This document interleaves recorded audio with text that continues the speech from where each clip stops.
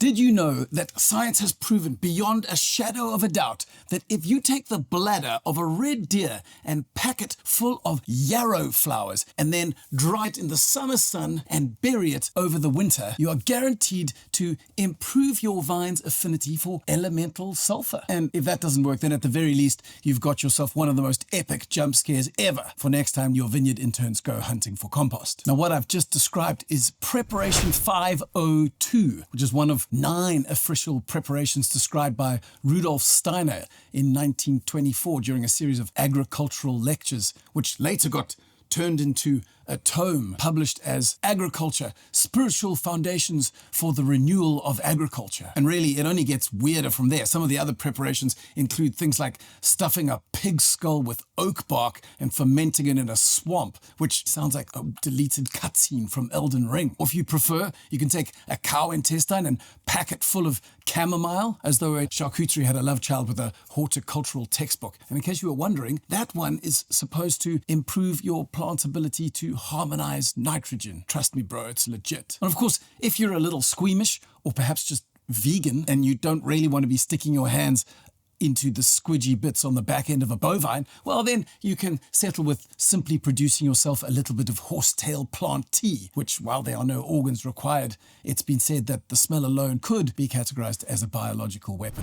And speaking of tea, there is only one Demeter certified biodynamic rooibos producer on the entire planet, and that is the Wuppertal Original Rooibos Cooperative, a gang who are doing heroic work turning fermented shrubbery into spiritual wellness juice. Now, the reason that we are talking about all the beautiful madness surrounding biodynamics is because today's hand drink solar wine of the day is the Waterkloof Petit Verdot 2018, which is a wine produced by an estate, Waterkloof, who back in 2018 was one of only 4 or 5 estates in all of South Africa to be Demeter Biodynamic certified, alongside guys like Regenerative and Longridge and Avondale and Elginridge. Although as of 2025, I think that number has shrunk down to only 2 remaining Demeter certified estates. Partly because as of 2024, Waterkloof themselves are no longer biodynamic certified. But this is not because their environmental conscience has dulled. Rather, it's the opposite. But we'll get to that in a moment.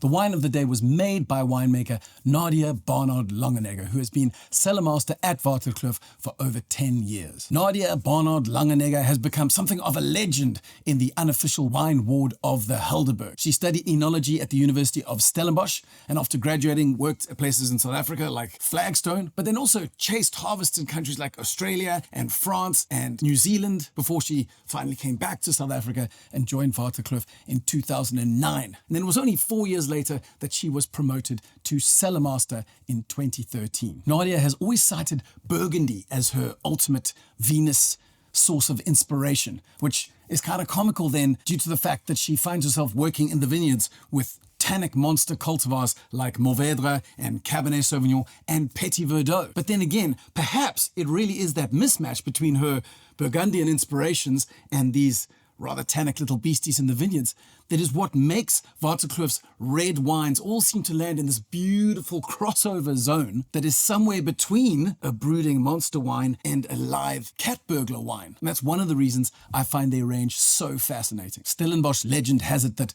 Nadia was in fact in hospital with a shattered jaw at the time that she received the news that she had been promoted to cellar master at Waterkloof. And most people would have been dismayed at this injury, which was allegedly the result of some overly ambitious downhill mountain biking.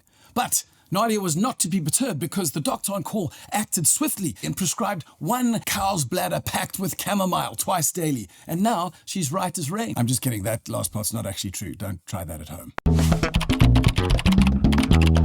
Before we get into the glass to taste what Nadia has prepared for us, I thought I'd quickly answer the question about why has Waterkloof decided to step away from biodynamics? As we asked earlier, was it because they don't care about the environment anymore? But actually the truth is very much the opposite. Because one has to acknowledge that it's quite difficult to find a red deer in the Western Cape, let alone a red deer's bladder. And that is because biodynamics as a system was written for a European context and is almost irrelevant for a place like the Helderberg and Stellenbosch. So while I cannot argue with Steiner's assertion that a farm or a piece of land is actually kind of like a living organism where every single part needs to work together and be in harmony and everything needs to be looked after. I also can't deny that this was written at a very weird time and by a very weird guy at a certain point in history. And that's without even touching on the rather unique spiritual orientation of the whole thing. The rising movement of regenerative agriculture, on the other hand, is all about results based on solutions that come out of you examining your own ecosystem, your flora and fauna and soil and weather. And so this is exactly what Waterkloof are trying to do. They're taking that same ethos of seeing their soil and their plants and animals as a closed system where each part must look after the others without feeling the need to tap into a bizarre German century-old set of rituals. And the result of these newfound regenerative efforts are that their soil is healthier, their biodiversity has increased, and generally the farm itself is in a better place of balance. But enough philosophy, let's get into the glass. Now, when we give this guy a sniff, well, we get three quite disparate but beautifully synergistic aromas. The first one is a super vivid, bright, juicy, kind of wild blackberry note. It's just so clear cut. You can almost see the glossy blackberry surrounded by those thorny bramble tendrils. Then alongside that, you've got slightly more candy-like aromas, almost like a blackcurrant fruit pastel. Maynard brand, not Manhattan. And then layered over that, you have a very savory, moist earth terracotta / potting soil thing going on. Kind of a mineral note of soil after the rain, which, fun fact, is not actually mineral at all. Technical term for that smell of soil after the rain is petrichor, although you have to be a bit douchey to use that in casual conversation. And it is actually driven or produced by microbes in the soil. So it's not mineral, it's bacterial. Finally, beyond the bacteria, there's also quite a vibrant, playful, almost blueberry sherbet type note in there as well, like those packets you used to get where you tear open and have the lolly inside, and you needed the lolly to reach the sherbet. So you sucked the lolly and then you dipped it in the sherbet so that you could stick to this lolly, and then you'd eat the sherbet that way, except halfway through your ADD brain forgot what you were doing, and then you chewed the lolly and it broke and it became useless. So now you couldn't access the sherbet unless you used your finger, which seemed like a solution at the time until you walked around for the next 3 days with 9 normal fingers and 1 blue Smurf finger. Anyway, let's give it a sip and see what it's like on the palate.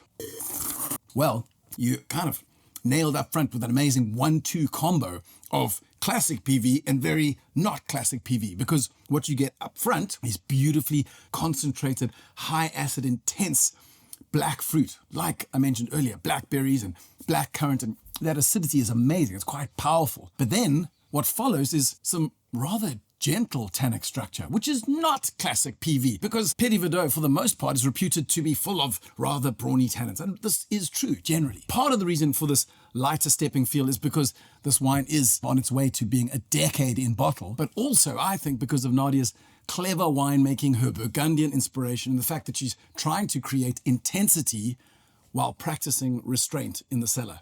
And by the way, as a side note, Burgundian wines, because they are often light in color, are often assumed to be insipid. The fact is they can be super intense. In fact, the best ones have to be intense, because intensity is one of the 4 pillars of a great wine: balance, intensity, complexity, and length. And I think you've got the same thing going on here, because the fruit, that blackberry, that blackcurrant, even a little bit of black plum, it's super intense, and yet the structure is delicate. And I love that about this wine. And in fact, you'll find that same seam flowing through a number of Nadia's other wines. So while you pour yourself another glass, I'm going to leave you links to 2 videos, one of which talks about Nadia's Waterkloof Mourvèdre 2019, which is again a wine that managed to defy the classic idea of the cultivar while at the same time delivering a beautifully classic expression in the glass. I'm not even sure if that makes sense. You'll have to taste it for yourself. The second link will take you to a video about Fairview's Petit Verdot, a wine made in a fairly different style, definitely brawnier, but which gives beautiful insight into the various ways in which Petit Verdot can express itself within the South African winelands. So until next time, stay curious and always drink niche.